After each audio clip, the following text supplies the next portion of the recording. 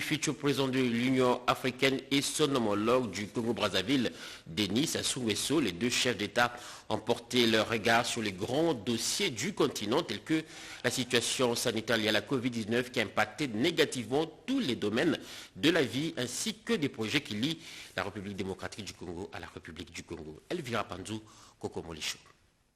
La République démocratique du Congo et la République du Congo-Brazzaville entretiennent des relations de bon voisinage privilégiées et exemplaires depuis des siècles. Pour la 4e fois depuis janvier 2019, les deux chefs d'État Félix-Antoine Tshisekedi Tshilombo et Denis Sassou Nguesso se sont retrouvés en rencontre bilatérale. En sa qualité de président du comité de haut niveau de l'Union africaine, le président Sassou Nguesso est venu échanger avec le futur président de l'Union africaine sur le grand dossier du continent. Naturellement, nous avons pu, le président et moi-même, échanger sur l'ensemble des situations qui préoccupent le monde. La pandémie de Covid-19, ses conséquences économiques, financières et sociales graves. J'échange avec le futur président de l'Union africaine parce que l'année prochaine, le président Félix Tshisekedi sera président en exercice de l'Union africaine. Donc j'ai échangé avec le futur président.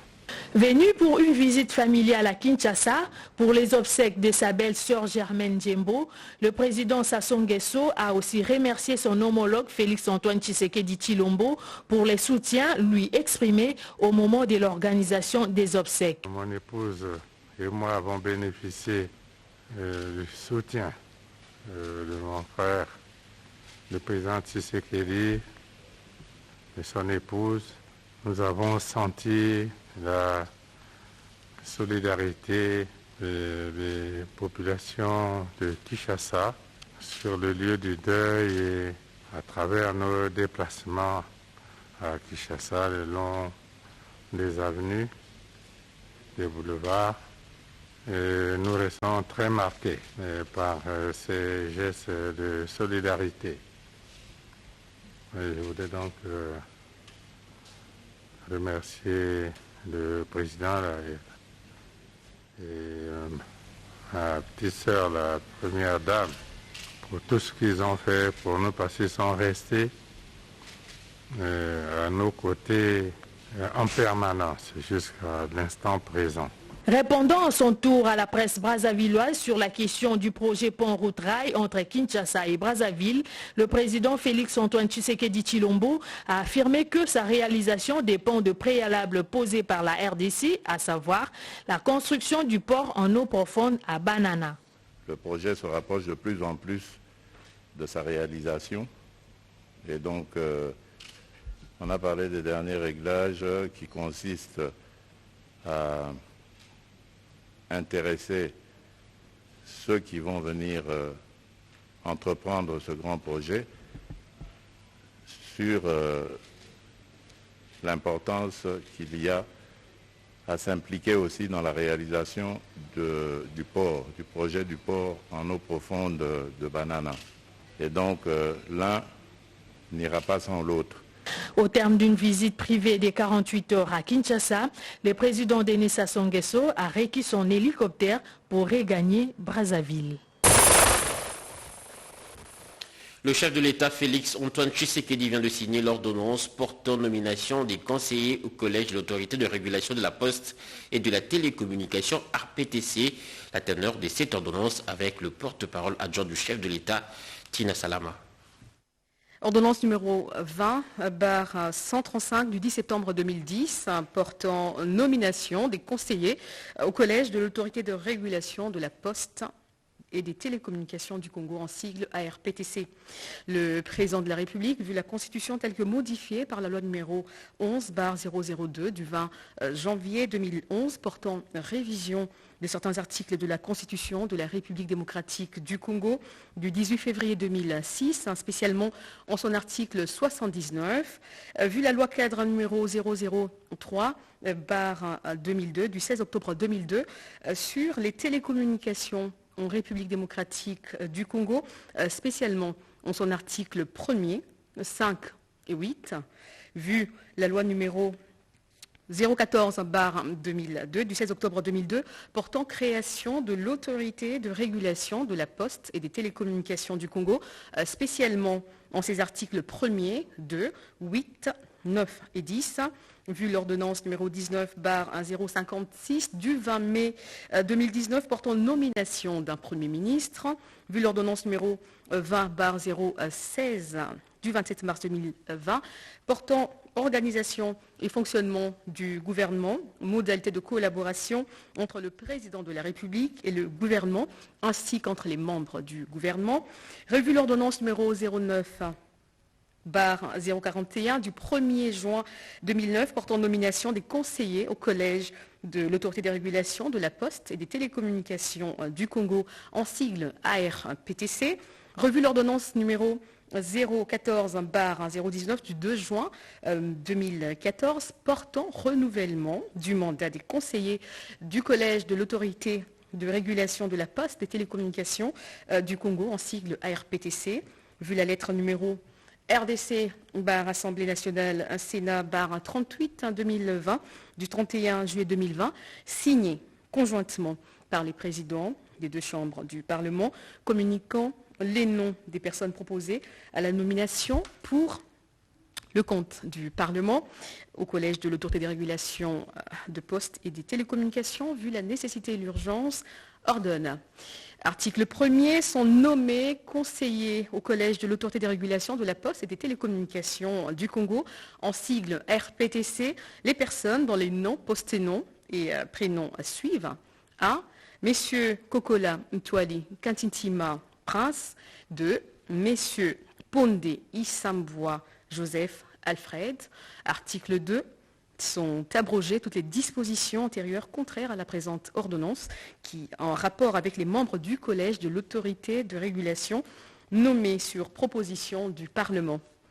Article 3. La présente ordonnance entre en vigueur à la date de sa signature, faite à Kinshasa le 10 septembre 2020.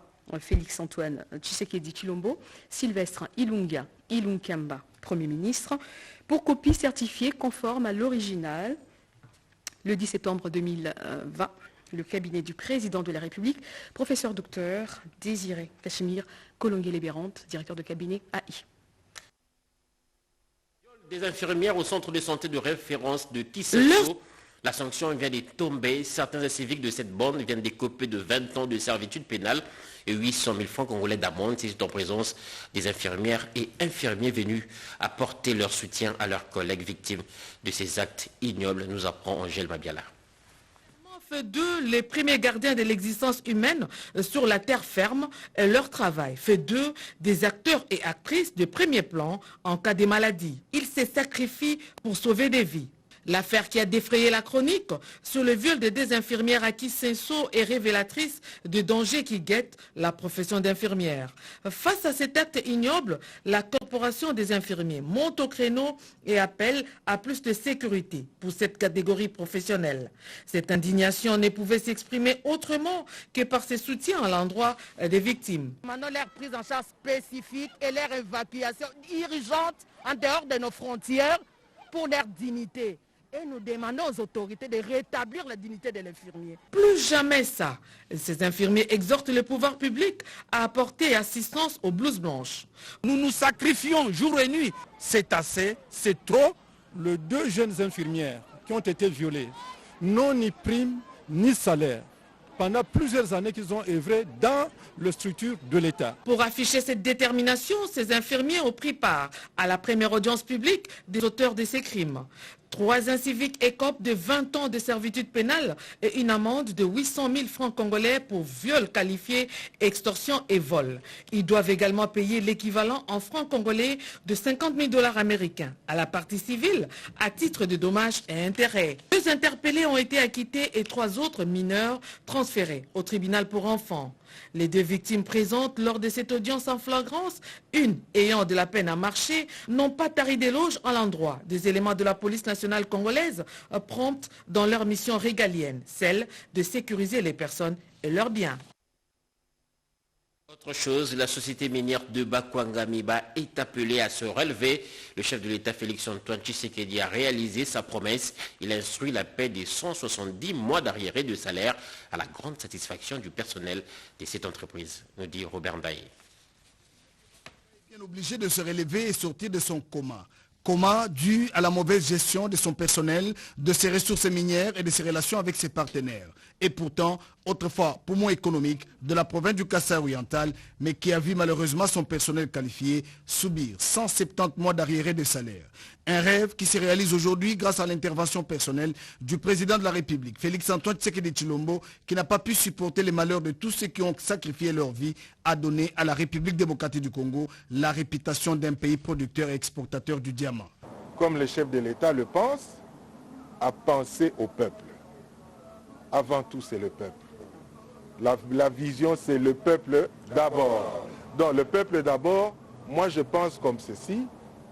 La vision du chef de l'État, c'est le personnel MIBA d'abord. Du rêve, partie de la promesse faite par le chef de l'État lors de la 45e réunion du Conseil des ministres. Aujourd'hui, c'est une réalité. Les travailleurs entrent dans leurs droits en percevant leur salaire. Merci. Merci beaucoup, Monsieur le Président. Merci. Merci beaucoup, car vous venez d'envoyer des signaux forts pour la survie de la MIBA. L'appel lancé par le chef de l'État, Félix-Antoine Tshisekedi Tshilombo, pour mettre la main à la pâte et participer à la relance de la société minière de Bakwanga, trouve un écho favorable auprès de l'entreprise Tiermar Compagnie qui, à travers son directeur général, Thierry Monga, a fait des propositions alléchantes à Paulin Lukusa, directeur général de la MIBA, en présence de son directeur financier. Et nous sommes venus en visite à Kinshasa pour rencontrer le directeur général de la MIBA dans le cadre de la relance de la MIBA. Et nous nous inscrivons dans la même logique que le chef de l'État qui a décidé, via le gouvernement, de booster avec un financement la relance de la MIBA. La délégation de Tierman Compagnie a démontré l'importance de faire confiance à la main-d'œuvre et à la sous-traitance congolaise. Le directeur général AI, Paulin Lukusa, réceptif, a promis d'examiner en urgence ces dossiers. Restons toujours dans le monde du travail. Une délégation d'investisseurs australiens dans nos murs, ils veulent œuvrer dans le secteur de l'industrie verte. Ils ont expliqué leur rapport au projet Grand Inga au chef du gouvernement Sylvestre Ilunga Ilukamba. Françoise Belabouaki, Pampomba. Possibilité d'explorer l'industrie verte congolaise, tenant compte des meilleurs potentiels existants. Le Premier ministre Ilunga Ilunkamba fait l'honneur à André Forest, président fondateur des Forest Q Metal Group, à la tête d'une forte délégation australienne constituée des meilleurs dans les finances, les fertilisants, l'acier et dans l'énergie verte. Séance de travail élargie aux ministres sectoriels, au cabinet du président de la République et à l'Agence de développement pour la promotion du Grand Inga. We had both the joy and the privilege to Nous avons eu le plaisir et la joie de discuter avec les membres du gouvernement et nous sommes allés en détail aujourd'hui avec les ministres sectoriels. Nous avons largement discuté bien sûr des aspects industriels, aussi bien de la production d'énergie et de l'industrie verte, mais nous allons aussi discuter de manière tout à fait permanente de la possibilité de développer l'égalité de genre, aussi bien dans l'éducation que dans l'emploi. Pour nous, l'éducation des filles est très importante, l'emploi des filles est très important. Nous avons pris l'engagement d'accompagner la République démocratique du Congo en termes de leadership du continent, en matière d'égalité dans la formation des filles et des garçons, dans l'égalité d'emploi des filles et des garçons, mais également dans l'élimination de toute forme de travail forcé. Les entrepreneurs australiens affichent donc leur volonté d'accompagner la RDC dans le secteur énergétique en termes de leadership en Afrique, mais aussi en matière d'égalité de genre dans l'éducation et l'emploi des filles. Du gouvernement où s'est tenue la réunion du comité de conjoncture économique, la situation économique du pays en général a été passée au peigne fin. Françoise Belabouaki. Les légumes ont vu leur prix augmenter sur le marché. Une légère augmentation des produits de grande consommation due au frémissement du taux de change. La réunion du comité de conjoncture économique tenue ce mercredi 16 septembre 2020 sous la direction du Premier ministre Ilunga Ilunkamba a évalué la situation. La semaine a été marquée par une relative stabilité des prix avec une légère accélération du taux d'inflation due à une petite hausse de prix. En ce qui concerne le marché d'échange a été marqué par une légère dépréciation du franc congolais par rapport au dollar américain. La note présentée par la FEC en ce qui concerne la dérogation sur l'importation du ciment à partir du Congo-Brazzaville, il a été demandé que cette question soit traitée au niveau sectoriel par les ministres concernés par cette question. Dans la note d'information du secteur minier, la réunion hebdomadaire autour du chef du gouvernement a eu une pensée pour les victimes de l'éboulement du site minier de Kamituga au sud Kivu. La vice-première ministre du Plan, Élisée Mounemboué, a annoncé que le gouvernement suspend l'exploitation artisanale de l'or sur ce site et les enquêtes sont en cours. Coopération entre la République démocratique du Congo et l'Angola, les lampions de la réunion bilatérale République démocratique du Congo-Angola sur la sécurité aux frontières de deux pays se sont éteints. Plusieurs accords sur la sécurité, la circulation des personnes et des biens ainsi que du transfert, du partage des informations entre les deux pays ont été signés. C'est le vice-premier ministre, ministre en charge de l'Intérieur, Gilbert Kakonde, qui a conduit la délégation congolaise, accompagnée du ministre de la Défense nationale et des anciens combattants, Emengoy Mukina. RDC-Angola sur la sécurité à la frontière commune a pris fin ce mercredi 16 septembre 2020 à Luanda, la capitale angolaise.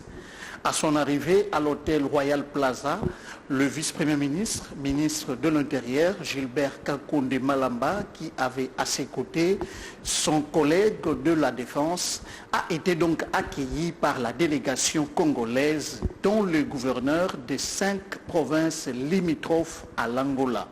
La province du Congo central qui a été représentée à cette réunion par son gouverneur, Atou Matubwana Kuruki, s'est vu être parmi les heureux bénéficiaires de cette rencontre au vu de sa proximité immédiate avec la République d'Angola.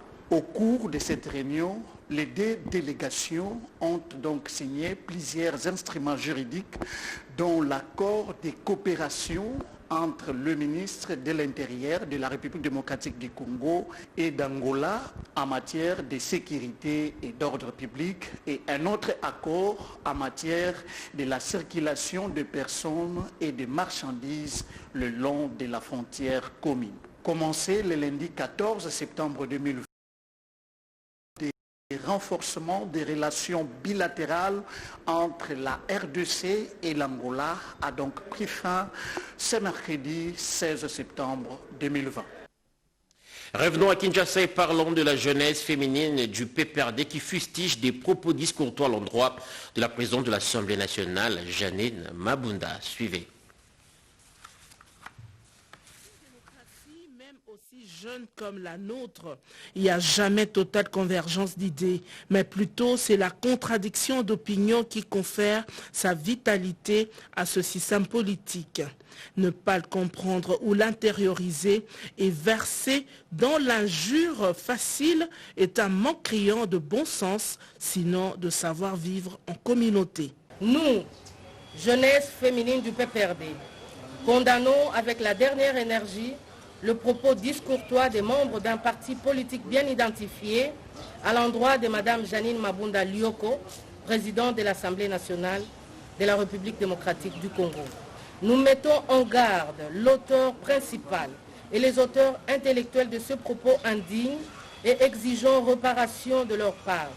Nous en appelons à la mobilisation de toute la communauté nationale pour barrer la route à la montée de la culture d'injure publique qui élit domicile dans notre pays comme jamais auparavant. Nous exhortons le pouvoir judiciaire, notamment au procureur général de la République, de se saisir de ce fait infractionnel d'injure publique porté à l'encontre de la deuxième personnalité de la République. Qui ne sait pas qu'un Congo uni dans sa diversité culturelle est une véritable richesse que nous avons héritée de nos ancêtres et que nous avons le devoir de léguer à la postérité. Suivez à présent ce séminaire d'enregistrement de naissance dans la province du Tanganyika. Question d'éradiquer la patridie, nous dit Edith Chala. Cette campagne interinstitutionnelle de lutte contre la patridie, lancée samedi 12 septembre 2020, connaît la participation du Haut Commissariat des Nations Unies pour les réfugiés. C'est un rattrapage d'enregistrement des naissances en faveur des enfants hors délai dans la province du Tanganyika. C'est à Kalemi, chef-lieu de la province, que cette campagne a été lancée. Le comité technique interinstitutionnel a rappelé l'importance de l'enregistrement des naissances dans la mesure qu'il atteste de l'endroit où est née une personne et qui sont ses parents et même de son origine.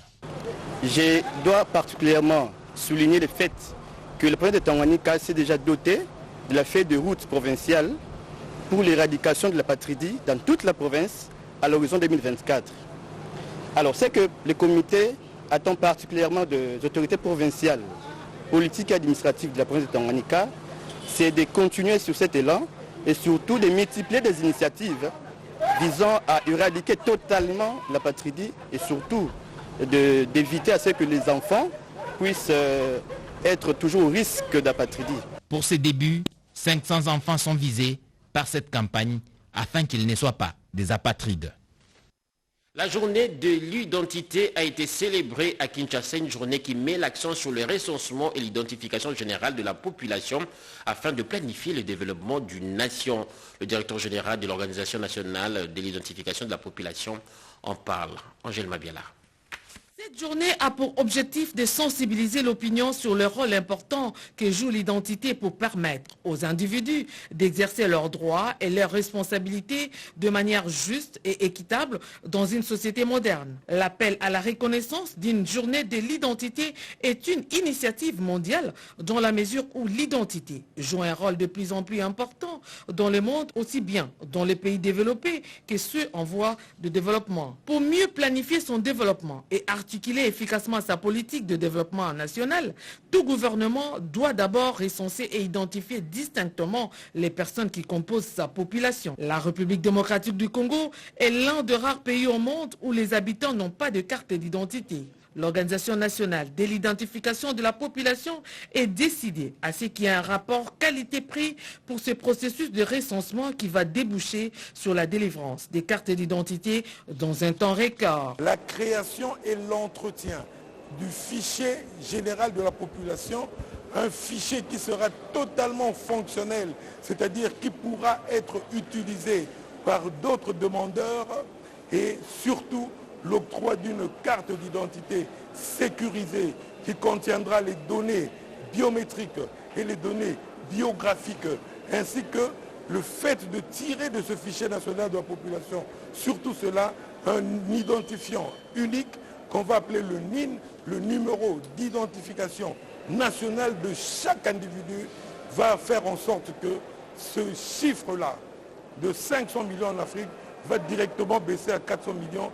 Et on comprendra, on sentira que la République démocratique du Congo, ce grand pays qui se trouve au cœur de l'Afrique, le cœur doit battre comme il se doit. Ce grand pays doit identifier sa population et a déjà mis en place tout ce qu'il faut. Il ne reste plus que la volonté politique. Le boulevard du 30 juin de nouveau éclairé. Cet tartare qui fait la beauté de la ville de Kinshasa n'était pas éclairé avec des trous noirs, une situation qui favorise des actes criminels. La population de Kinshasa salue cette initiative et appelle à l'éclairage des autres grandes artères de la capitale, même dans les banlieues. Oscar Mbal Kaïch était descendu. Le boulevard du 30 juin retrouve son éclat d'antan. C'est une route complètement éclairée au grand bonheur de la population qui salue cette action du gouvernement. Je suis très content de voir que les boulevards sont encore une fois éclairés. Par cet éclairage, je salue l'initiative et le gouvernement central. Je salue les gouvernements, les membres urbains qui ont fait ce travail. Mais ce que je peux demander aux autorités, de penser aussi aux autres coins de la ville Parce que le Congo ou la ville de Kinshasa, ce n'est pas seulement le boulevard 30 juin, ce n'est pas seulement la commune de la Gombe. Il y a d'autres coins qui sont dans les noirs. Kinshasa n'est pas seulement la commune de la Gombe. Les manques de l'éclairage public sur les principales artères, notamment l'avenue de la Libération ex-24 novembre, le boulevard Triomphal, le boulevard Lumumba et d'autres artères, riment avec l'insécurité, surtout en cette période où les kidnappings avec les phénomènes catch jaune refait surface. Difficile de rouler normalement à Kinshasa pendant la nuit. Les avenues sont privées d'électricité ou carrément ne sont pas éclairées. Une véritable aubaine pour les inciviques et autres koulouna qui s'adonnent à cœur joie aux actes de vandalisme. Je viens du boulot, j'ai vu le boulevard éclairé, vraiment c'est bien, c'est une bonne chose. Et j'aimerais que ça continue pour tous les axes de la capitale. Ici nous venons au boulevard, il n'y a pas de koulouna parce que c'est éclairé, vous voyez des gens à distance. C'est parmi les histoires de la sécurité, c'est bien vraiment. De l'avis des observateurs, l'initiative devrait s'étendre dans d'autres communes de la capitale. Une marche de santé a été organisée à Lualaba, une activité pour la sensibilisation de la jeunesse du Lualaba sur la création d'emplois et le soutien des actions du gouverneur Richard Mouyèche. Suivez. Lydia Kapapa Kalassa, la commissaire en charge de l'entrepreneuriat de jeunes, a été aussi partie intégrante de cette marche de santé qui a réuni une centaine de jeunes venus de partout dans la province du Lualaba. Le but de mon secteur est de faire de vous des jeunes responsables, des créateurs d'emplois et non des demandeurs d'emplois. Aujourd'hui, notre commissariat a déjà pris un élan par rapport à ça. Et je sais que avec vos efforts et avec votre volonté, vous allez arriver à être des créateurs d'emplois. Mais comment vous allez y arriver? Il faut avoir un rêve. Est-ce que vous avez un rêve? Est-ce que vous avez des ambitions? Il faut les matérialiser. Et tous ensemble, derrière le gouvernement provincial. Marcher pour garder sa performance est une bonne chose pour la santé, mais vendre également les œuvres réalisées par le gouvernement provincial via le gouverneur Richard Mouyèche Mons en est une autre. C'est là à travers les artères qui ont été empruntées par les participants.